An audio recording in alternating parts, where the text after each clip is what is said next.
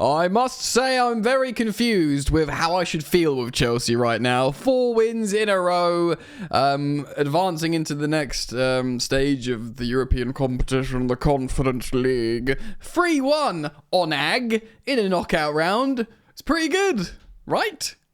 Right? Beating 19th and 20th in the Premier League, not so interesting and great, but, 5 goals, 5-0 across both games, pretty good, acceptable, all on paper. On paper, it's pretty good, yeah?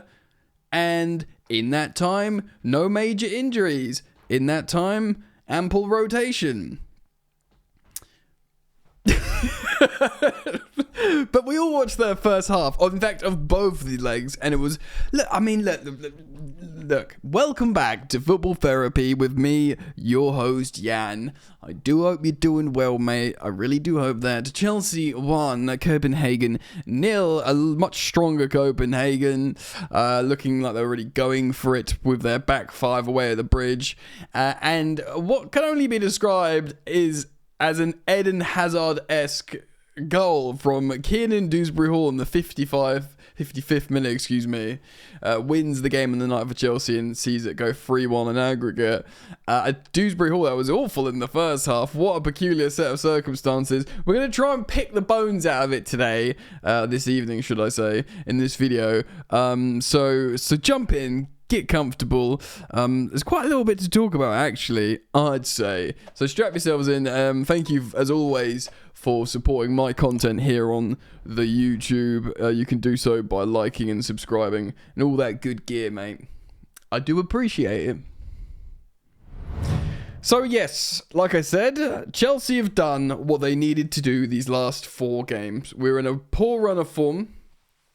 Palmer remains to be in a poor run of form, though when he came on, he did change the dynamic of the attack. We'll speak about how the subs changed the game. And what did Chelsea need to do against Leicester, Southampton, and Copenhagen in both games? Really win all 4. Now, you could make an argument for if Chelsea did really well in the Copenhagen game, we could draw one, heck, even lose. Do you know what I mean? Like, we could have lost 1-0 away and then beat them 3-0 at the bridge for the same scoreline, and all would have been forgiven, maybe, depending on the circumstances. But no, they won all 4 games in isolation, which is a positive.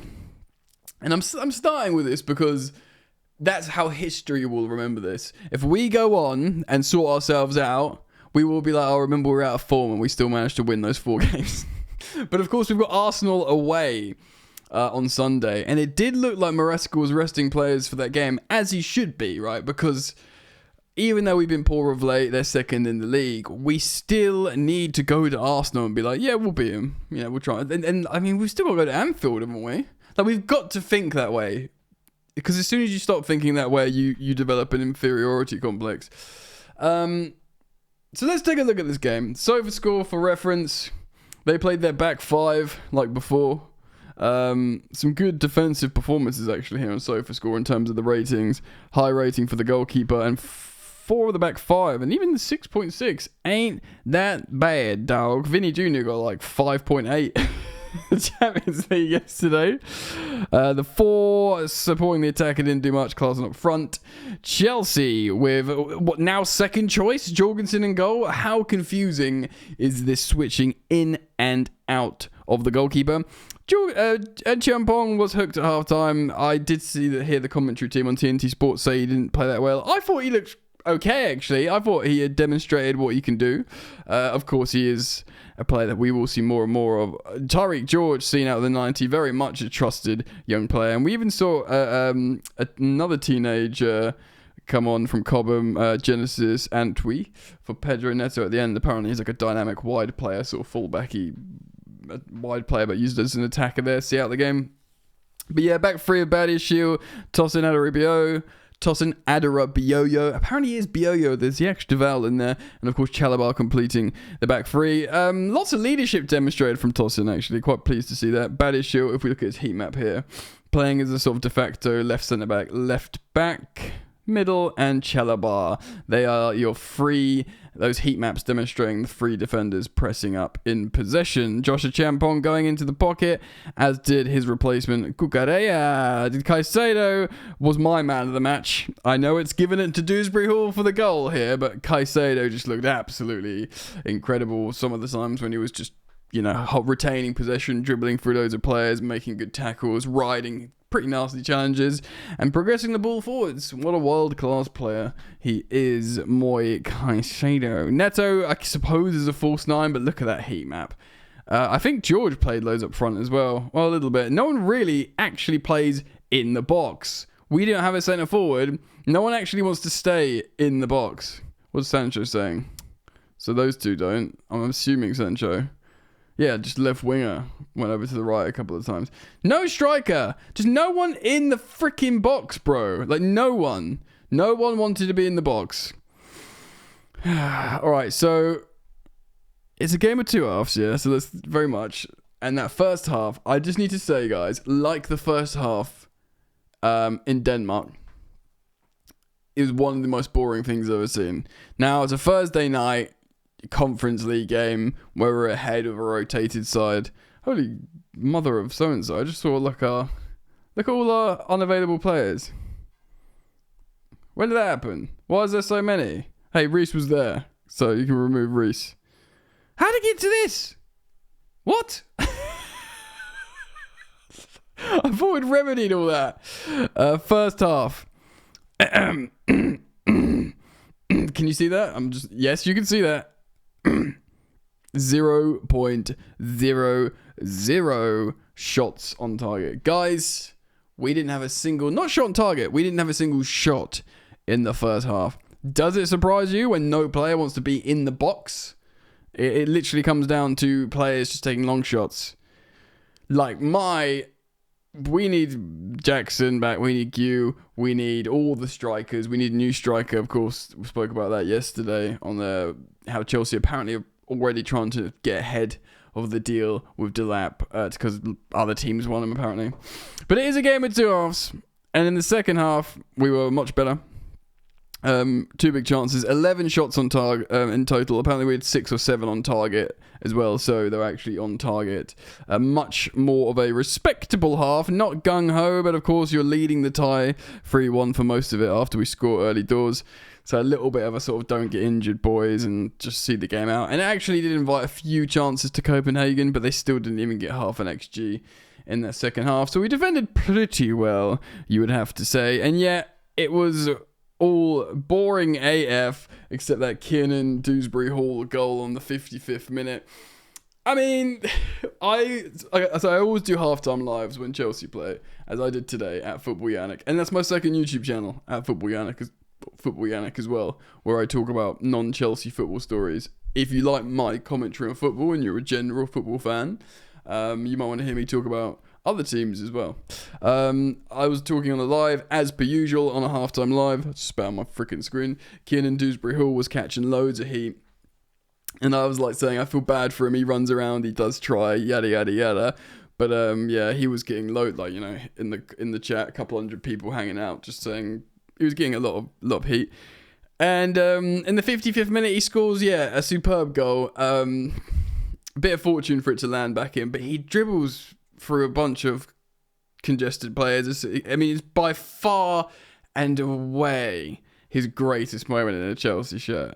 Like, I think he scored a couple of goals maybe, but this is like, even if he had like the odd solid performance playing out of position in a deeper midfield role, this was by far and away his greatest Chelsea moment, because it was in Europe at Stamford Bridge. It gave us the win in isolation, and it is a great goal. He dribbles through what is a really congested defence and slots it bottom right hand corner. Registered as the man of the match on the day here on SofaScore. Should we have a look at his individual stats for context? So the goal itself, actually, well, we don't know his actual goal was 0.39 because it seemed like it was less than that because he took it through so many people. So maybe he had a bigger chance. That also cranked that up to 0.39 expected goals. He made 3 key passes, which is decent. Didn't make any crosses, but he was playing centrally. Long balls, didn't complete any, pretty poor. This is good. 5 out of 6 ground duels. That's a very, very strong return. 1 out of 1 dribbles. 1 out of 1 aerial duels. And actually, considering he's playing as a number 10, to only give the ball away 9 times under double digits is pretty strong. And he made 3 tackles. To be fair to the silly little sausage, that's a good game, but it was all the second. I mean, it has to be the second half, doesn't it? Look, Dewsbury Hall is a very good Premier League level footballer. He was the best player in a championship winning side. We see this quite a lot. He has got Premier League experience. He's mid-20s. Apparently he's a model professional. And he will be a very good footballer for maybe he goes back to Leicester. Maybe he goes to a lower Premier League side. I mean, he shouldn't stay at Chelsea. But he doesn't deserve any disrespect. Apparently, people who have spoken to him... I know Alex Goldberg, I was chatting to him on his show. He was saying he's like the nicest guy ever. He wants to work hard. He likes being at Chelsea, but maybe he's seeing it as a mistake. But that's a moment for him now.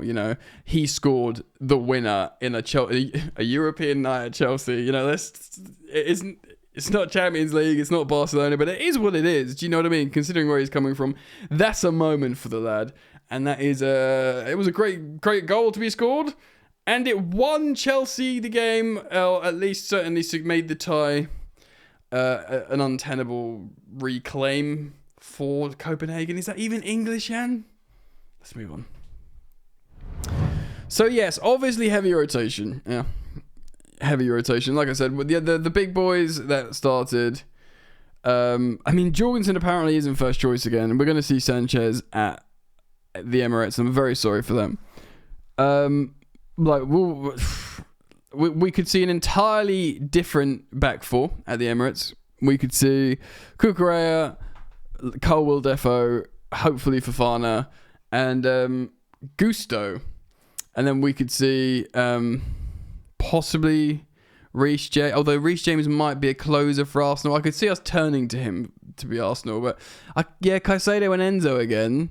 But then again, you need an attacking front four. Obviously the only person you could maybe see starting against Arsenal is Neto as a striker. And then of course, I'd probably see Nkunku starting, Palmer. It's tough, isn't it? It's tough to call.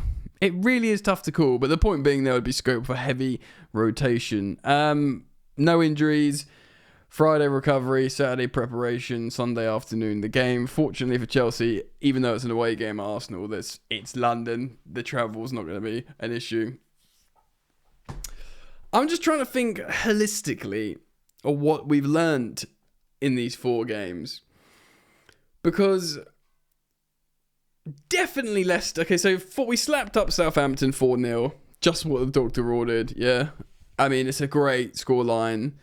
And great fun. And, you can't learn anything from it. They're terrible.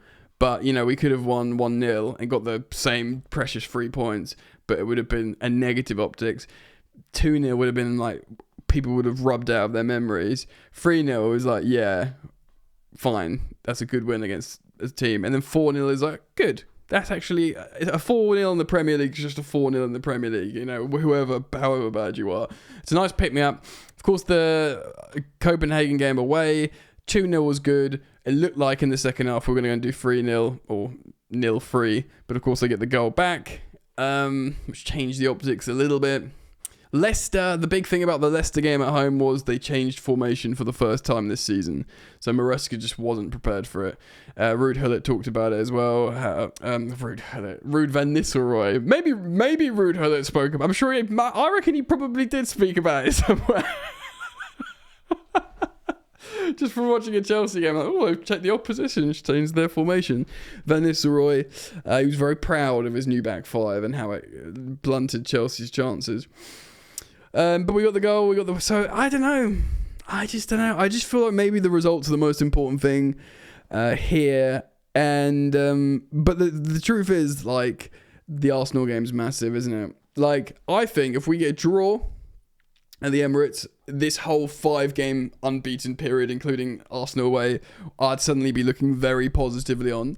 But remember, last season under Pochettino, we got touched up 5-0 at Arsenal. Now, there's a lot of, just quickly on a fleeting tangent, there's a lot of Pochettino revisionism. I don't think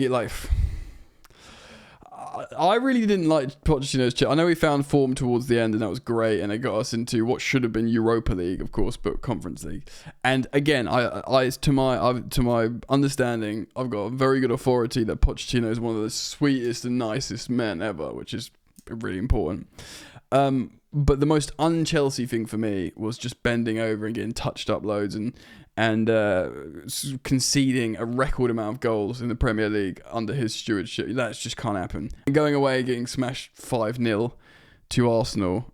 We beat Arsenal 6-0. They didn't beat us 5-0. So that was the most un-Chelsea thing ever for me, and I just didn't like it at all.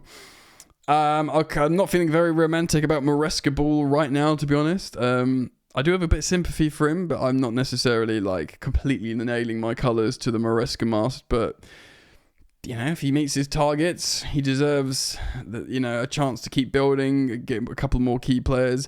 But Arsenal's huge. If we lose to Arsenal at 5-0 again away like last season, it's just the mood's going to be so toxic. So we'll see what happens there. Guys, let me know what you think. As always, thank you for liking and subscribing to this channel, Football Therapy. A little reminder to those of you who enjoy my content. There is daily uploads now on Football Yannick, my other YouTube channel. You're welcome to go support that as well if you want my thoughts on Champions League, other fixtures, big stories in football, etc. All right, hope to see you back here soon. Peace.